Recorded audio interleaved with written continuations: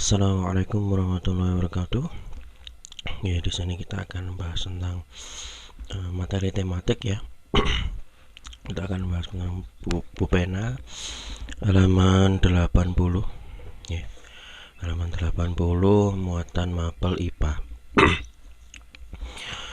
Kita akan belajar tentang tumbuhan yang menyesuaikan diri dengan lingkungan. Ya. Yang pertama, untuk penyesuaian tumbuhan terhadap kondisi lingkungan. Jadi contohnya kalau misalkan menyesuaikan diri ya, kalau misalkan manusia itu seperti kalau misalkan gini, kalau misalkan lingkungannya dingin ya, maka manusia kan juga akan menyesuaikan diri ya, yaitu dengan cara menghangatkan tubuh. Misal contoh ya, kalau dingin-dingin ya pakai jaket atau minum minuman yang hangat gitu ya. Kalau misalkan cuacanya panas ya, itu juga pakai baju yang bahannya tipis yang bisa menyerap keringat ya. Jadi biar tidak kepanasan, terus bisa menyalakan kipas angin atau AC gitu ya. Nah, itu contoh menyesuaikan diri ke manusia. Nah, tumbuhan juga seperti itu, tumbuhan dan hewan. Ya, Allah Ta'ala sudah berikan kemampuan agar tumbuhan-tumbuhan itu bisa hidup di kondisi lingkungannya. Nah, gitu.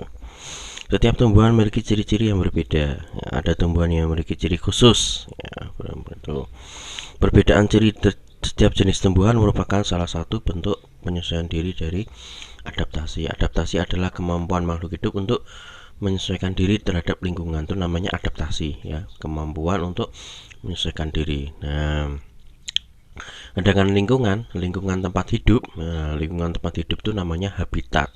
Contohnya habitat itu habitatnya singa, singa habitatnya di hutan.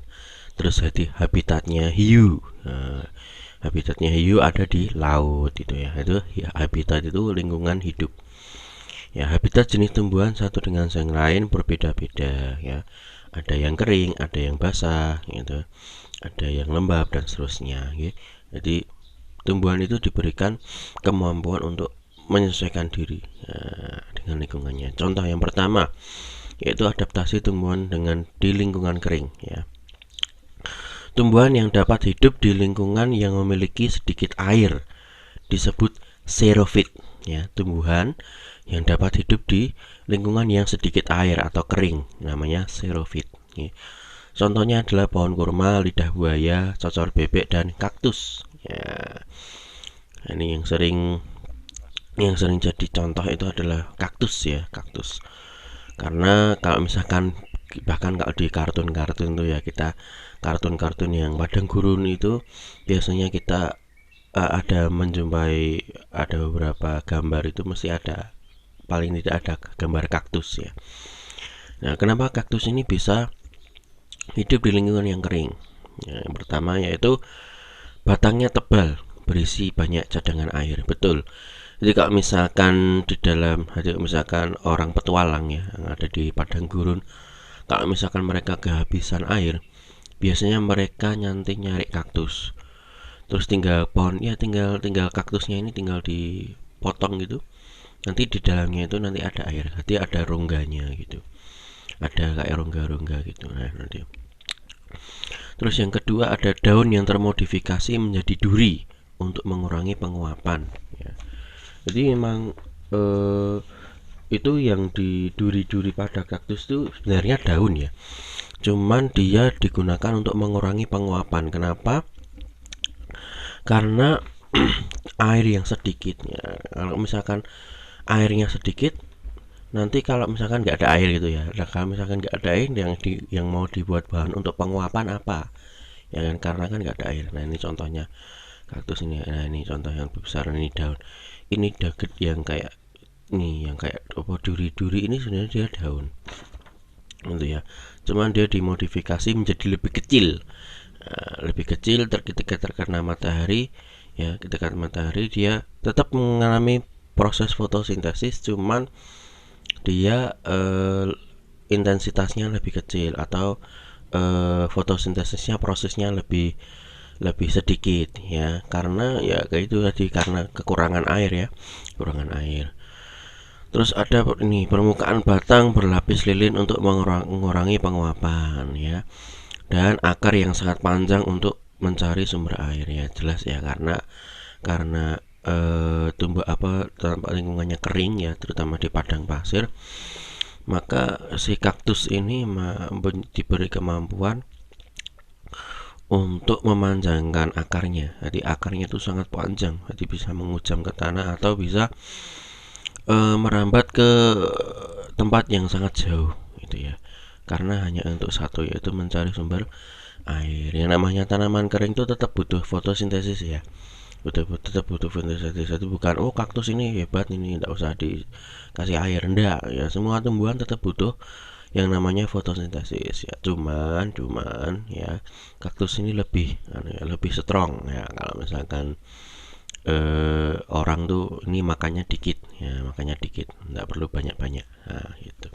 Dia kuat kalau bisa tahan kalau misalkan di lingkungan yang airnya sedikit.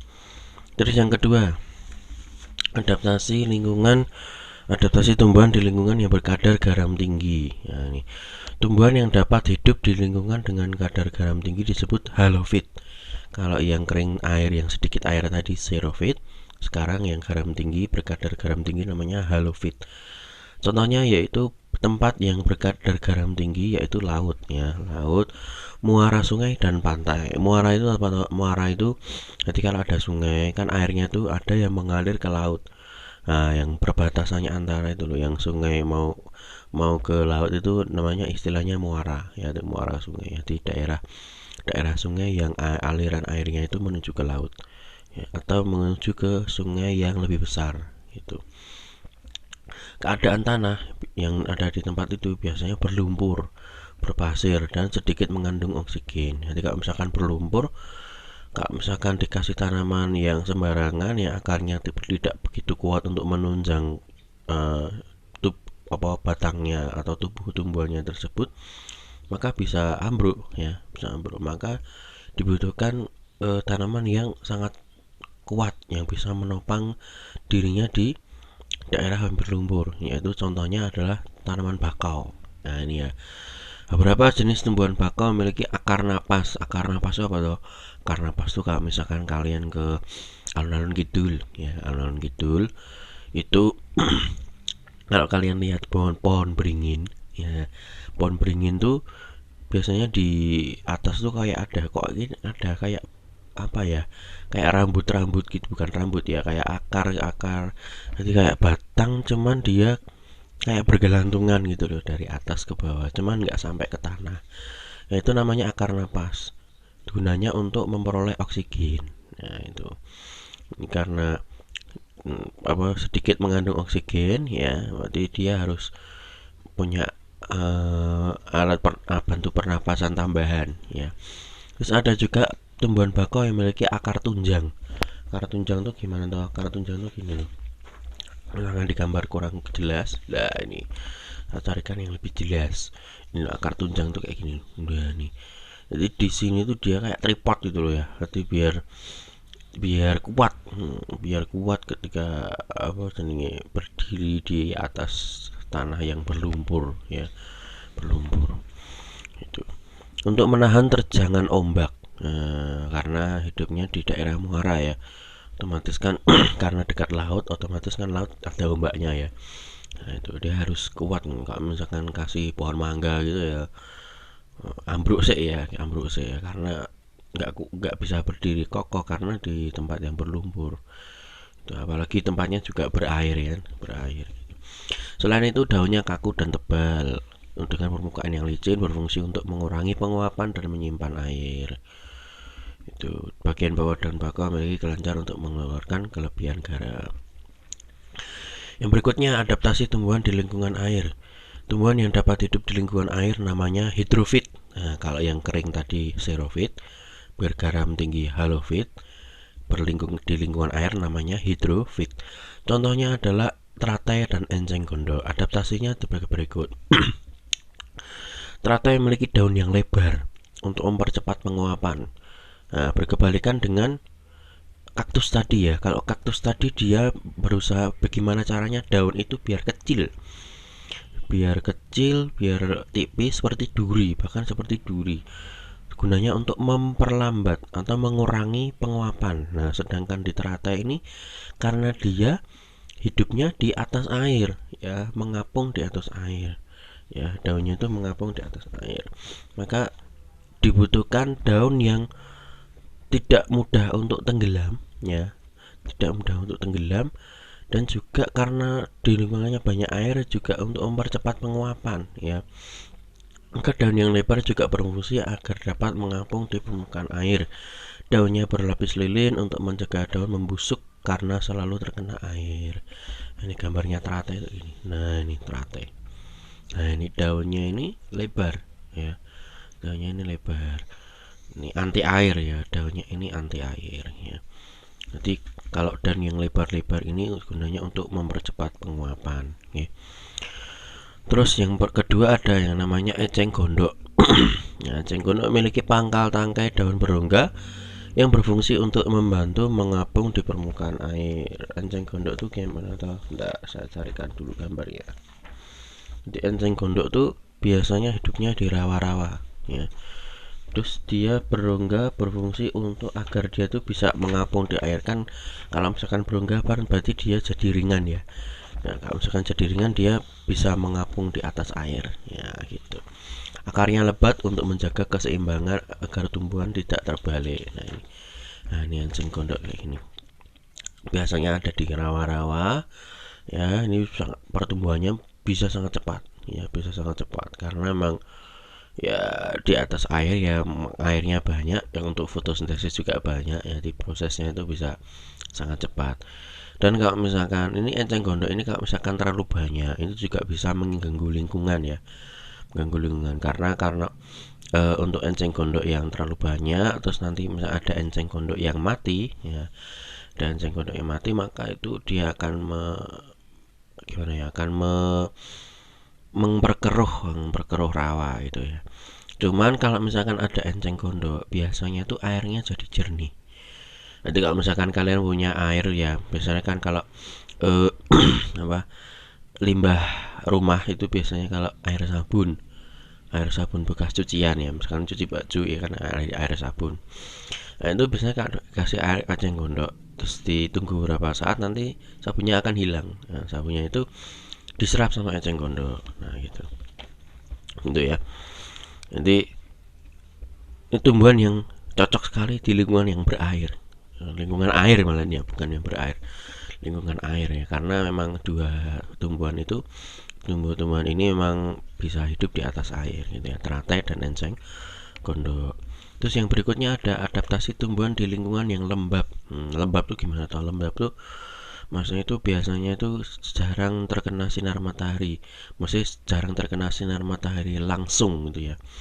Jadi cuman kena yang berkas-berkasnya saja. Tetap terang, tetap terkena, cuman tidak terekspos, tidak terlalu terbuka, ya. Itu tumbuhan yang dapat hidup di lingkungan lebar disebut hygrofit. Kalau kering tadi xerophyt, bergaram tinggi halofit, lingkungan air hidrofit, lingkungan lembab hygrofit. Nah, contohnya adalah begonia dan juga tumbuhan paku. Nah, oleh karena hidup di lingkungan tempat yang lembab, penguapan terjadi dengan sangat lambat. Air dikeluarkan melalui struktur khusus pada daun yang disebut stomata air. Ini contohnya seperti ini. Ini namanya begonia. Ini cuma contoh tanamannya aja, ya, jenisnya begonia ada banyak, ya. Ini salah satu. Nanti biasanya buat untuk tanaman hias, ya, untuk begonia sendiri. Terus untuk apa itu namanya, tumbuhan paku. Tumbuhan paku tuh mana tadi. Nah, nih tumbuhan paku tuh kayak gini. Biasanya tuh paling sering hidupnya kalau yang punya kebun, ya, yang punya kebun terus ada daerah kebun, bagian kebunnya itu yang gelap itu biasanya ditumbuhi tumbuhan paku. Atau biasanya kalau di saluran air biasanya ada itu, ya, saluran air ada tumbuhan paku, ya. Tuh. Terus ada yang namanya adaptasi tumbuhan di lingkungan miskin nitrogen. Nah, ini tumbuhan yang tumbuh di lingkungan miskin nitrogen biasanya melakukan penyesuaian diri dengan memerangkap serangga, kemudian mencerna sebagai sumber nitrogen. Nah, contohnya kantong semar dan Venus. Jadi tumbuhan yang miskin nitrogen itu biasanya itu adalah tumbuhan karnivora. Ya, tumbuhan karnivora, iya, tumbuhan karnivora, ya. Berarti dia itu memakan hewan. Nah, biasanya serangga, ya. Atau misalkan saya pernah lihat itu ada yang tikus juga ada, ya, tikus juga ada, cuman nggak, biasanya yang dimakan tuh serangga, ya. Nah, ini contoh Venus ya, itu di gambar. Nah ini Venus, ini contoh Venus yang lebih gede ya ini. Jadi Venus ini ya, dia punya kayak mulut gitu ya. Jadi fungsinya untuk menangkap serangga yang masuk. Jadi di dalamnya itu sudah ada makanan. Jadi untuk menarik perhatian serangga, nanti serangganya masuk. Nah, terus nanti di dalam mulutnya ini, yang di dalamnya ini, di dalam mulutnya itu ada kayak duri kecil satu. Fungsinya adalah, nanti kalau misalkan ada serangga yang nyenggol, nanti langsung otomatis kayak kayak ngidupin saklar gitu loh. Kayak misalkan kalian mau hidupin lampu, saklarnya kalian cetek-cetek terus hidup des. Nah, itu juga sama. Nanti ketika ada serangga yang nyenggol batangnya itu, yang durinya kecil itu, dek, nanti otomatis langsung nutup. Nah, secara saking cepatnya lalat itu sampai nggak bisa sempat keluar. Nah, nanti kalau sudah masuk di situ, nanti disedot, ya, nanti disedot sampai kering. Nanti serangga yang masuk tadi disedot sampai kering, terus misalkan sudah sekering, nanti buka lagi. Nah, gitu, buka lagi. Itu Venus ya. Terus kalau kantong semar tuh, bentar, kantong semar. Oh ini, kantong semar tuh kayak gini. Nih ya, pernah lihat ya biasanya ya di kantong semar ini. Nah, ini kantong semar tuh biasanya nanti bukan pasif ya. Kalau yang Venus tadi kan aktif, jadi bisa set. Untuk kalau yang ini tuh dia pasif, jadi cuma nunggu tok. Di dalamnya ini sudah ada kayak zat makanan gitu ya. Nanti untuk serangga atau bahkan tikus, kalau kantong semarnya lebih gede kan ada yang lebih besar itu ya. Itu kak nanti masuk biasanya akan terperosok di sini. Jadi kayak di sini kayak licin gitu ya. Licin, terus di dalamnya itu sudah ada cairan. Nanti kayak air gitu, bentuknya kayak air gitu. Nah, nanti fungsinya itu untuk melarutkan. Nanti kalau ada serangga yang masuk di situ nanti jadi terlarut. Nah, nanti terlarut. Jadi kayak apa ya? Jadi mengurai, ya, mengurai hasil larutan nanti sehingga zat-zat yang diperlukan seperti nitrogen bisa diserap. Ya, selanjutnya penyesuaian tumbuhan untuk berkembang biak. Nah, tadi di lingkungan hidup, sekarang ketika berkembang biak. Nah, di pertama ada bunga Rafflesia arnoldi. Baunya busuk, untuk menarik serangga, biasanya lalat ya. Biasanya kalau bau busuk itu yang mau lalat ya. Sehingga ada serangga yang hidup sehingga bisa membantu penyerbukan. Nah, ini namanya bunga Rafflesia arnoldi atau namanya Padma raksasa. Nah, nanti biasanya hinggapnya di sini, di dalamnya ini. Jadi di dalamnya itu ada kayak kayak ya itu kayak yus, misalkan bunga itu kayak benang sari putih gitu ya, gambarannya kayak gitu. Nah, nanti ada penyerap apa sih itu. Nah, ini bunga Padma raksasa ini juga termasuk dia tumbuhan parasit ya, tumbuhan parasit. Bunganya bunga tumbuhan parasit. Jadi hidupnya bergantung pada tumbuhan lain. Tapi ini juga termasuk tumbuhan yang sangat-sangat langka karena memang untuk biasanya muncul-muncul sendiri. Nah, terus mekarnya juga cuman sebentar ya, mekarnya cuman sebentar. Kalau sudah mekar habis itu nutup lagi ya gitu. Padma raksasa. Terus ada tumbuhan mawar, melati dan anggrek. Mahkotanya berwarna mencolok ya. Mencolok itu maksudnya warnanya ngejreng dan kelenjar nektar untuk menarik perhatian serangga, untuk membantu menyerbukan. Terus ada bunga dandelion, memiliki cara untuk yang unik untuk penyebaran benihnya. Benihnya itu dibawa oleh angin ya. Dandelion itu biasanya kalau kalian di film-film anak-anak itu biasanya kalian lah nemu ya, cuman kadang ini apa sih kok kayak gitu. Nah, itu namanya bunga dandelion. Nah, ini loh bunga dandelion kayak gini. Jadi bunga dandelion itu, nah ini kan gambarannya sudah terlihat jelas ya, dia benih-benihnya ini bisa terbawa angin. Biasanya ada orang yang kayak niupnya gitu ya. Nah itu dan dulu. Nah nanti benih-benihnya nanti ya, kalau misalkan dia terbawa angin terus habis itu jatuh di tempat yang sesuai, maka akan tumbuh menjadi tumbuhan baru. Nah itu. Nah sekarang kita bahas tentang cara tumbuhan untuk melindungi diri. Nah, tumbuhan itu juga melindungi diri. Contohnya, maksudnya melindungi dari apa? Biasanya melindungi diri dari pemangsa atau predator. Nah, misalkan contohnya kalau manusia itu melindungi diri, ya, contohnya belajar bela diri, ya, atau kalau misalkan di rumah itu dipasang pagar atau dipasang CCTV gitu ya, itu melindungi diri, ya. Atau kalau di masyarakat biasanya rondo, nah itu ya. Tumbuhan juga sama ya, bisa punya kemampuan untuk melindungi diri. Nah, melindungi diri dari pemangsa. Contohnya seperti apa? Yang pertama yaitu melindungi diri dengan cara memiliki duri. Nah, jadi Allah Ta'ala sudah memberikan fasilitas berupa duri ya. Jadi ketika ada yang mau mendekat, nanti ada yang ketusuk. Contohnya bunga mawar. Bunga mawar itu ada durinya ya. Bunga mawar, bougainville, rotan, kaktus, terus salak, putri malu, dan durian. Nah kalau durian kan di buahnya ya, tahu sendiri ya kalau durian ya. Nah kalau mawar tuh, nah nih biasanya dia punya, kalau yang mawar itu ada durinya, dia ada durinya itu. Terus ada yang memiliki rambut halus ya, glugut namanya ya. Bambu, jagung, terong, tebu ya, bukan tebu. Nah, memiliki rambut halus. Biasanya kalau misalkan kita ya, kalau saya tuh kalau kena rambut halusnya apa namanya bambu, biasanya nggak langsung saya cuci, saya kena tangan gitu ya.